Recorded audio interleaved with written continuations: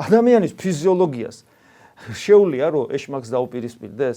ესე იგი ვის ვებრძვით? ჩვენი ბრძოლა არ არის სისხლისა და ხორცის წინააღმდეგ. ჩვენ ვებრძვით ეშმაკს.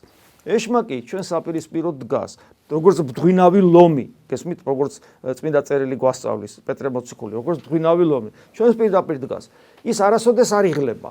მუდამ აქტიურია, აგრესიულია და მოდი ასე ვთქვათ, დახვეწილად, დიდი გამოცდილებით ომობს ჩვენს წინააღმდეგ. ეხლა ამას შენ ადამიანური რესურსით აჯობებ, ან მოატყვილებ, ან დაასუსტებ, ან დაღლი. გესმის, არაფერი არ მოხდება მსგავს.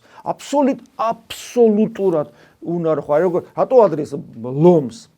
მგელისთვის შეედარებინა, ხო? აი მგელთან, ძაღლთან რაღაცა ადამიანს თეორიული შანსი აქვს.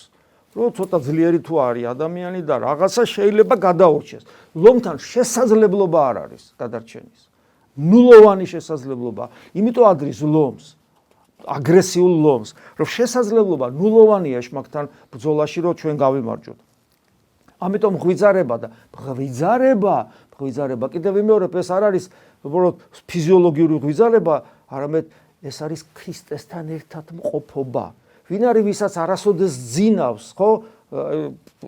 ეს არის ქრისტე, რომელიც მუდამ დაგეხმარება შენ, რომ ეშმაკმა შენში ფესვები, ეშმაკის მიერ მოცემულმა გულის სიტყვებმა შენში ფესვები ვერ გაითქოს. ამიტომ ღვიძარება, ისწავლება ქრისტესთან ერთად ყოფობის, რამე თუ ეს არის სწორედ ქრისტესთან ერთად ყოფობა და ქრისტესთან ერთად ყოფობა ისწავლება გონებისმიერი იესოს ლოცვით.